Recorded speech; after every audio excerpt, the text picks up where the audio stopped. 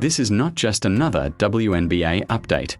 This is the moment everything around the Indiana Fever suddenly snaps into chaos. Because what looked like a simple injury update on Caitlin Clark has now exploded into something far bigger. Something the league may no longer be able to quietly contain. A late scratch. A missing injury report. A sudden back soreness explanation that came after fans already filled the arena, bought the tickets, and sat down expecting to see the league's biggest star take the floor. And now, the WNBA has officially stepped in. Warnings have been issued. Questions are multiplying. And inside league circles, the tension is reportedly getting uncomfortable. But here's where it gets even more intense. Because insiders are now pointing to contradictions in the Fever's own statements. One moment it's described as a strategic management decision. The next it's she woke up sore and is healthy. So which one is true? And more importantly, why do the timelines not match what league rules actually require? Fans are furious. Analysts are split. And social media is tearing the situation apart frame by frame, trying to figure out whether this was just miscommunication or something much more serious hiding underneath it. And now the biggest question hanging over the entire situation is this. White right-pointing backhand index, did the Indiana Fever simply make a reporting mistake? Or have they just triggered one of the most controversial WNBA investigations in recent memory? Because if the league decides this wasn't just an error, then what comes next could shake the entire season. And trust me, the real story behind this situation is only just beginning to unfold. To understand how things exploded to this point, you have to go back before the headlines, before the controversy, and before the league ever got involved. Because this story didn't start with a missing injury report. It started with pressure. A pressure that's been building around the Indiana Fever ever since Caitlin Clark entered the league like a global phenomenon rather than just a rookie draft pick. From day one, she wasn't treated like just another player on the roster. She became the center of everything. Ticket sales, broadcast ratings, merchandise spikes, and entire arena sellouts that followed her name like a magnet. And that kind of attention changes everything inside a franchise. Behind the scenes, according to what insiders claim, the Fever organization has been operating under intense scrutiny, not just from fans, but from sponsors, broadcasters, and league executives who understand one thing very clearly. When Caitlin Clark plays, the entire business ecosystem of the WNBA shifts. But when she doesn't, everything feels different. Softer, smaller, less profitable, less visible. And that's where the tension begins. Because as the season progressed, whispers started circulating that Clark's minutes, her workload, and her physical management were becoming increasingly delicate topics inside the organization. Some staff reportedly wanted caution. Others reportedly pushed for availability. And somewhere in the middle, decisions were being made that would later come back under microscope. At the same time, the WNBA itself has strict operational rules around injury reporting. Rules designed not just for competitive fairness, but also for betting integrity and fan transparency. Every team is required to submit accurate injury designations before the deadline, ensuring that what fans, sportsbooks, and broadcasters see is aligned with reality. But in fast-moving sports environments, reality can shift quickly. A player feels fine in the morning, tight in the afternoon, and unavailable by evening. That part. It happens all the time in professional basketball. The problem starts when communication doesn't keep pace with those changes, or when explanations don't line up cleanly across different sources. And that's exactly where this situation began to get messy. Because on one side, a team reporter close to the organization described Clark's absence as part of a strategic management plan, a phrase that immediately triggered interpretation, speculation, and debate across the fan base. That wording sounds intentional, planned, structured, not spontaneous. But on the other side, the official coaching explanation framed it completely differently. Sudden soreness, unexpected discomfort, and a player still considered healthy overall. Two explanations. Same absence. Completely different tone. And that's where public perception started to fracture. Fans don't analyze internal team dynamics. They react to contradictions. And once contradictions appear, the internet does what it always does. It fills in the blanks with theories, suspicion, and escalation. Meanwhile, inside the arena that night, the business side of sports was already unfolding in real time. Tickets had been sold. Seats had been filled. Merchandise counters were active. Broadcast cameras were rolling. And then, Just before tip-off, the announcement came that Caitlin Clark would not be playing. That timing alone became a major talking point. Not because late scratches are unusual in sports, they absolutely are, but because of what they represent when a play of this magnitude is involved. In modern professional sports, especially in leagues growing commercially like the WNBA, star availability is not just a competitive factor. It is a financial variable. It influences attendance, ratings, sponsorship exposure, and even secondary market ticket pricing. So when a high-profile player is removed from the lineup late, it doesn't just affect the game. It affects the ecosystem around the game. And that ecosystem is exactly what makes this situation so sensitive. Because from the league's perspective, transparency is not optional. It is structural. Injury reporting rules exist to protect competitive balance, prevent misinformation in betting markets, and ensure that fans are not making decisions based on incomplete or misleading information. But from a team perspective, especially in high-stress situations involving player health, communication often becomes more complex than a simple checkbox on a report. Coaches think in terms of readiness. Medical staff think in terms of risk. Front officers think in terms of long-term availability. And players think in terms of their own bodies. When all of those perspectives collide in a short time frame, the public-facing explanation can sometimes appear inconsistent, even if no intentional wrongdoing exists. Still, inconsistency is exactly what draws attention. And once attention shifts from the court to the communication around the court, the story stops being about basketball performance and starts becoming about accountability. That is the environment this controversy was born in. A superstar player. A franchise under massive spotlight. Strict league reporting rules. High commercial stakes. And multiple overlapping narratives forming at the exact same time. So when the injury news broke, it didn't land as a simple update. It landed as a question. And once that question hit social media, everything accelerated. Because now the conversation is no longer just about whether Caitlin Clark played or didn't play. It's about whether the system around her handled it correctly. And that question is what turns a routine injury update into something far bigger than a single game. Because if there is even the slightest gap between what was known internally and what was communicated externally, then this stops being just a basketball story. And it becomes something the league can't ignore. And what the WNBA decides to do next could define how seriously these rules are enforced moving forward. But before we get there, the real turning point happened on the court itself, where everything started to shift from confusion into full-blown conflict. The night everything shifted started like any other high-pressure WNBA matchup. Fans were already inside the arena. The energy was loud, expectant, and fully centered around one name, Caitlin Clark. Cameras were set. Broadcast crews were ready.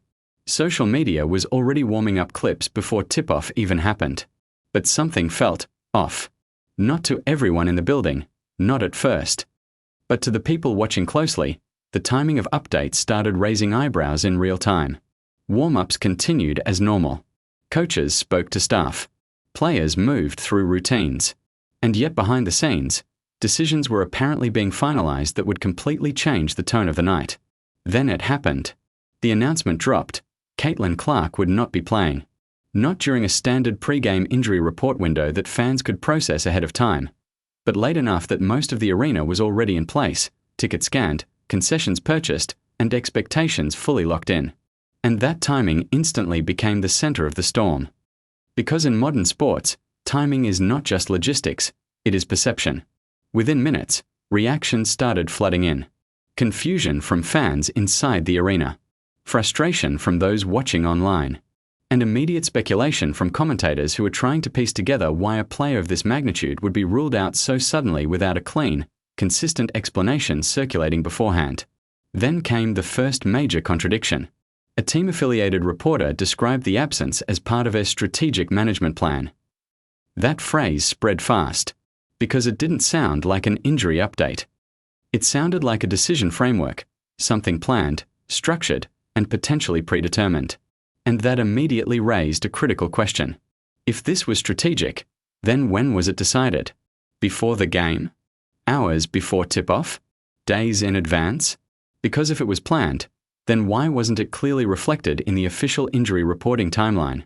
But almost as soon as that narrative began forming, another explanation emerged from the coaching side. completely different in tone. Now the absence was being described as sudden soreness, an unexpected feeling, a player who woke up not feeling right. No mention of strategy, no mention of planning, just a reactive situation. Two narratives, same event, completely different framing. And that contradiction is where everything started to spiral. Because fans don't need legal documents to sense inconsistency. They only need two statements that don't align. And once that happens, trust starts to fracture. Social media immediately began breaking down clips, quotes, and timestamps.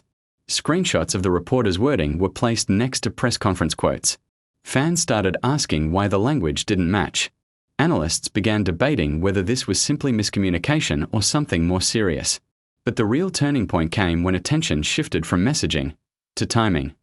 Because according to standard league procedures, injury designations are supposed to be submitted before a set deadline, giving fans, media, and sportsbooks clarity before game time.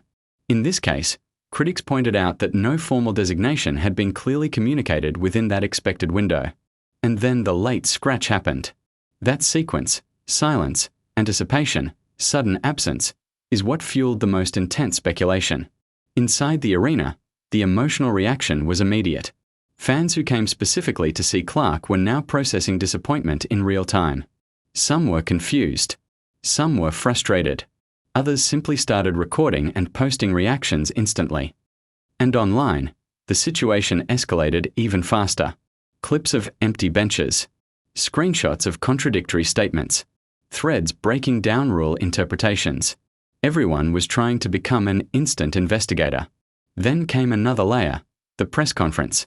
Because after the game, questions didn't slow down. They intensified. Reporters pressed for clarity. When did the team know? Why wasn't the injury report updated earlier? Was there any risk factor involved? And the responses did not settle the conversation. Instead, they deepened it. The coaching explanation leaned again into the idea that the situation wasn't straightforward. That players who miss practice don't always appear on injury reports. That expectations and reality don't always align perfectly in a long season. But critics immediately pushed back on that framing. Because while that may be true in general, the scale of this situation made it different. This wasn't a rotation player. This wasn't a low-profile absence. This was the most commercially impactful player in the league. And that changes how every decision is interpreted. When pressed about the injury report timing, the explanation returned to a familiar point. The expectation was that she would play until shortly before tip-off. That statement, however, clashed directly with the earlier strategic management framing that had already circulated. And now the contradiction wasn't just between fans and the team. It was within the team's own communication ecosystem. Reporter phrasing, coaching explanation, timing of availability, all pointing in slightly different directions. And that is where the situation moved from confusion into controversy. Because once internal messaging stops aligning cleanly, external interpretation fills the gap. And in this case, the gap filled fast. Some fans began arguing this was just poor communication, a breakdown in messaging during a fast-moving injury situation. Others went much further, suggesting the timing was too convenient, the explanations too inconsistent, and the financial implications too significant to ignore. And that is where the word intentional began entering the conversation. Not because it was proven, but because ambiguity creates space for speculation. Then came the most explosive element yet, the financial sequence. Fans and analysts began pointing out that tickets were already sold, doors were already open, and revenue processes were already underway before the official announcement. And while late injury updates are normal in sports, critics argued that the combination of timing plus inconsistency plus star impact made this situation feel different. Not necessarily illegal, but undeniably controversial. And just when the situation seemed like it might stabilize with post-game clarification, it took another turn. Because the team's messaging didn't fully converge even after the game ended. One narrative emphasized health and sudden soreness. Another leaned toward planned management. And neither fully acknowledged the other in a way that resolved the contradiction. That unresolved tension is what turned a routine absence into a league-wide talking point. Because at this stage, it was no longer just about one game. It was about whether the reporting process had been followed cleanly, and whether the explanation given to the public matched the internal reality of decision-making. And that question is exactly what drew league-level attention. Because when communication breakdowns involve star players, financial impact, and procedural timing rules, they don't stay local for long. They escalate. And as the noise grew louder, one thing became clear. This wasn't the end of the story. It was the beginning of something the league could not afford to ignore. And the next development would push the entire situation into an even more volatile phase, one where the explanations themselves would start working against each other. By the time the noise around the Indiana Fever situation reached its peak, it was no longer just a fan debate. It had become a full-scale narrative war. On one side, there were people convinced this was nothing more than a messy communication breakdown during a fast-moving injury situation, something common in professional sports, especially when decisions change close to tip-off. But on the other side, a much louder and more emotional interpretation was taking over online spaces, a belief that something about the timeline, the messaging, and the timing simply didn't add up. And that's where everything escalated again. Because once doubt enters a high-profile sports story, it doesn't stay contained. It spreads through clips, quotes, screenshots, and interpretations, each one adding a slightly different layer of meaning. And then came the moment that shifted the entire conversation again. A second wave of public statements began circulating, and instead of clarifying the situation, they deepened the confusion. One explanation continued framing the absence as unexpected soreness, a sudden physical issue that appeared on game day. Something reactive, not planned. But at the same time, earlier phrasing that described the situation as strategic management was still being widely referenced, and now fans were directly comparing the two narratives side by side. And the contrast was impossible to ignore. Because sudden soreness implies urgency, unpredictability, and last-minute adjustment. But strategic management implies planning, foresight, and structured decision-making. Those two concepts don't naturally coexist without explanation, and no clear bridge between them was being provided in real time. That vacuum of clarity became the fuel. And social media did what it always does in those situations. It filled the silence with interpretation. Clips of press conferences began circulating with captions highlighting contradictions. Threads broke down timelines minute by minute. Fans started building their own versions of events based on publicly available statements. And then the situation crossed into another level entirely. Because now it wasn't just fans discussing it. It was analysts, commentators, and basketball voices beginning to weigh in. Some tried to calm the situation, reminding everyone that late injury updates happen regularly and that professional teams often adjust plans rapidly based on player feedback. But others pointed out something more uncomfortable. The timing of the announcement relative to the crowd, ticketing, and game day environment created a perception problem that couldn't be ignored, even if the underlying cause was completely innocent. And perception, in modern sports, can be just as powerful as fact. Then came the most explosive development yet. Reports and commentary began circulating suggesting that the league office was at least aware of the situation and reviewing the communication sequence surrounding the injury report timing. Nothing official confirmed punishment. Nothing confirmed wrongdoing. But the mere idea of league involvement changed the tone instantly. Because once a governing body is mentioned, the conversation stops being about opinion and starts becoming about enforcement. And that is when everything intensified again. The phrase WNBA could review compliance began trending in discussions.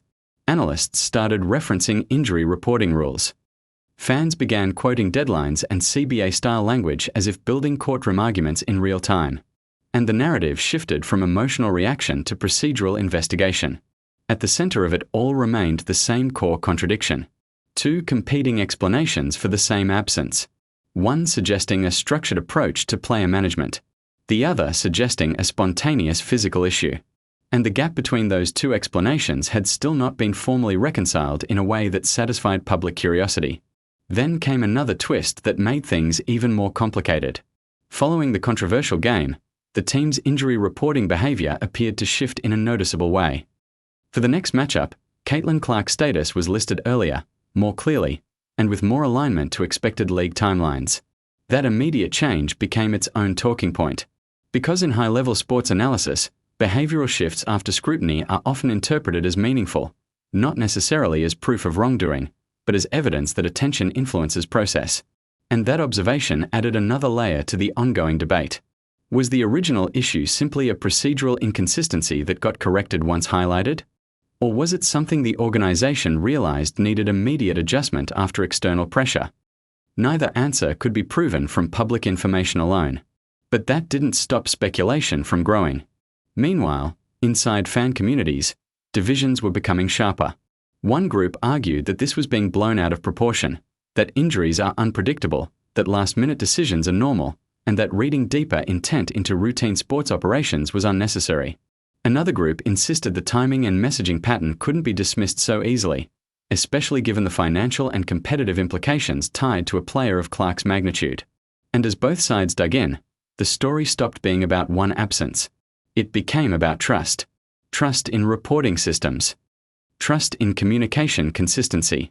And trust in whether fans are being given information in a way that reflects reality in real time. That's when the conversation reached its most sensitive layer yet. Because in professional sports today, injury reporting is not just internal logistics, it intersects with betting markets, broadcast scheduling, fan travel decisions, and league-wide credibility. And when those systems are even perceived to be misaligned, scrutiny increases rapidly. Which is exactly what happened here.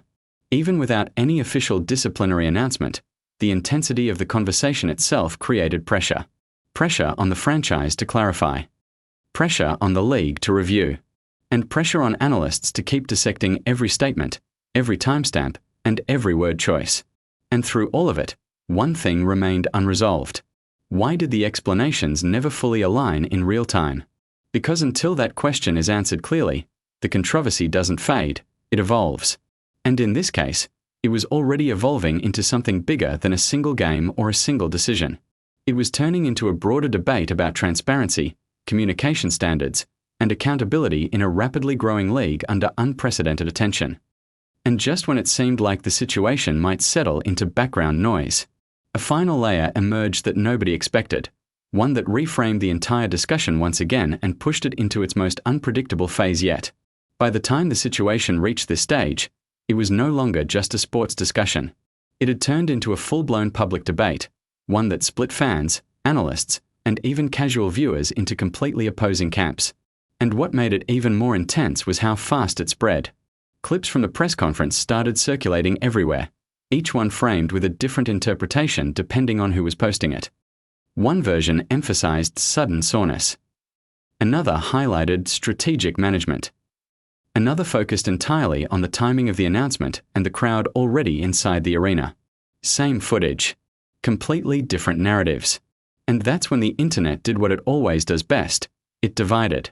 On one side, fans defended the Indiana Fever's handling of the situation. They argued that injuries in professional basketball are unpredictable. A player can feel fine during warm-ups and still experience discomfort minutes before tip-off. From this perspective, the organization did nothing unusual, just a late adjustment in a high-pressure environment. They pointed out that coaches constantly deal with shifting player availability. They reminded others that load management, soreness management, and game-time decisions are all normal parts of modern basketball. For them, the situation was simple. No conspiracy, no scandal. Just sports. But on the other side, the criticism kept growing louder. And this group wasn't focused on basketball mechanics, they were focused on communication. They pointed to the contradictions. The strategic management phrasing versus the she woke up sore explanation. The timing of the announcement. The lack of a clean, unified message before tip-off. To them, the issue wasn't whether Caitlin Clark was actually injured. It was whether the public was given a consistent and timely explanation. And in their eyes, that's where the problem began. Sports commentators also started weighing in, and the tone shifted depending on who you listen to. Some analysts tried to calm things down, emphasizing that late scratches are not uncommon and that emotional reactions often exaggerate routine operational decisions. But others acknowledged something more delicate. When a superstar player is involved, especially one driving record attendance and media attention, even normal decisions can appear abnormal under scrutiny. Because perception changes everything. Meanwhile, social media intensified the divide. One viral thread broke down the timeline second by second. Warm-ups completed. Fans already inside. Ticket scanned. Announcement made. Injury explanation released after the fact. The post didn't prove wrongdoing. but it framed the sequence in a way that made people question the optics. Another viral post compared the wording used by different sources, highlighting how planned management and sudden soreness created two completely different interpretations of the same absence. And as engagement grew, so did the emotional temperature of the discussion. Some fans started defending Caitlin Clark herself, separating her from the organizational controversy entirely. They argued she had no control over reporting decisions, no role in communication timing, and no responsibility for how the team explained her absence. For them, she was being dragged into a situation she didn't create. Others, however, shifted focus toward the organization itself, questioning whether internal communication structures were aligned properly during high-profile games. Was medical staff aligned with coaching decisions? Was front office communication consistent with public messaging? Was there a breakdown somewhere in the chain? These questions spread quickly, even without answers. And then came the league-level conversation. Not official statements, but growing commentary suggesting that the situation highlighted why strict injury reporting rules exist in the first place. Because beyond basketball, those rules serve a larger ecosystem: competitive fairness, betting integrity, fan trust, media accuracy. Even the discussion of potential inconsistencies was enough to push the topic beyond a single franchise. It became about standards. Inside fan communities, debates grew sharper. One side accused critics of overreacting and turning normal sports operations into a scandal. The other side accused defenders of ignoring clear inconsistencies in messaging and timing. Neither side fully backed down. And that's what kept the story alive. Even neutral viewers who had no stake in the team or player started engaging, not because they believed in either narrative, but because the situation felt unresolved. And unresolved stories are what dominate online attention cycles. What made this phase especially volatile was that there was no final official closure. No single statement that aligned all explanations. No unified narrative that tied everything together cleanly. Just overlapping interpretations continuing to circulate at the same time. And in that space, where clarity is missing but attention is high, speculation always fills the gap. Not necessarily because people want drama, but because humans naturally try to resolve inconsistency. By now, the Indiana Fever situation had transformed into something much bigger than a single injury update. It had become a case study in communication under pressure, perception versus intent, and how quickly narratives can spiral in modern sports media. Just when the situation seemed like it might finally cool down, it took a turn that nobody in the fanbase was fully prepared for.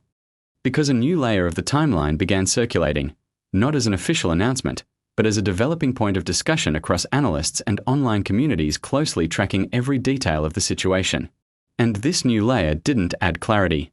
It added pressure. The focus shifted back to the core issue that had been debated from the beginning: the timing of knowledge versus the timing of disclosure. Because multiple interpretations of the sequence started to emerge depending on which source people were relying on. One version of events suggested that the organization believed Caitlin Clark was available going into the day, and only changed course very close to tip-off after she reported discomfort. Another interpretation suggested that internal communication may have already been leaning toward a managed decision earlier in the day, even if that hadn't been fully reflected in the official reporting system at the time. And those two interpretations lead to very different conclusions. Because in one scenario, this is just a late, reactive adjustment, something common in professional sports where player health can shift quickly. But in the other scenario, it raises a more uncomfortable question.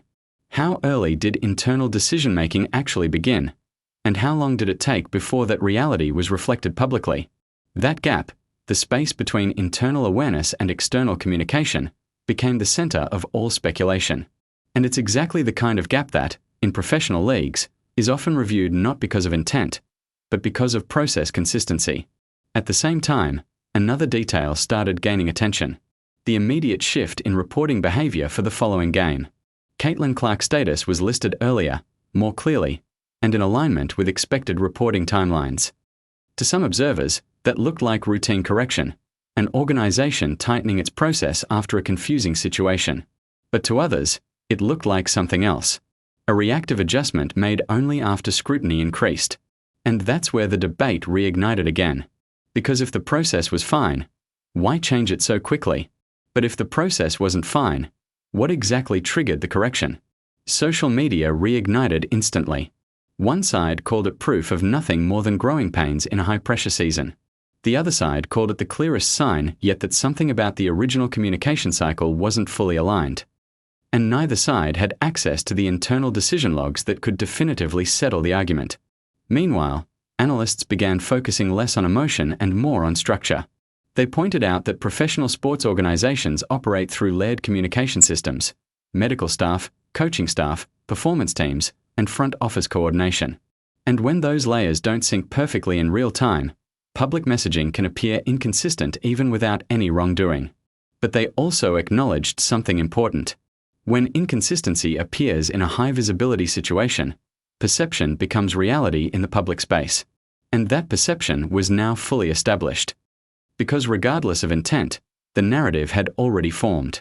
Conflicting explanations, late availability update, high commercial impact, and immediate correction afterward.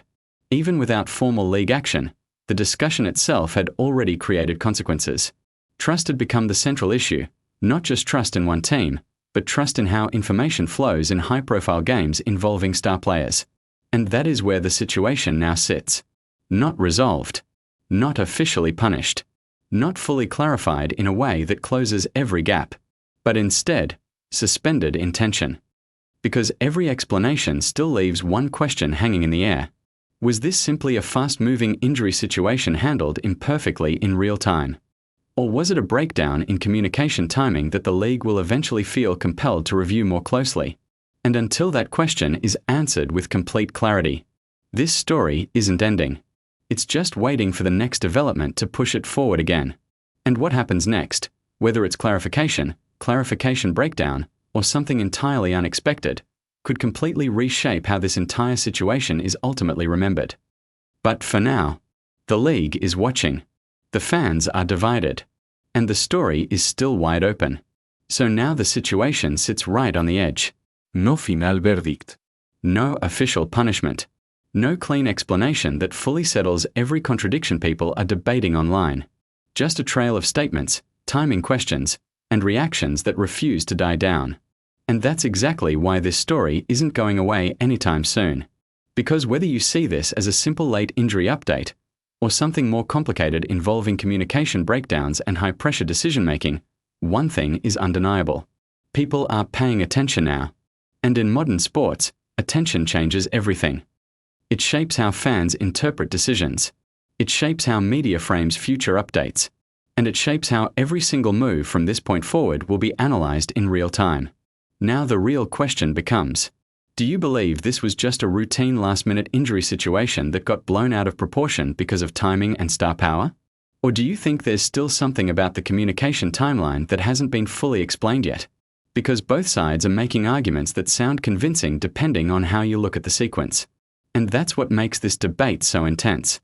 Drop your thoughts in the comments, because this is one of those situations where every perspective adds something new to the conversation.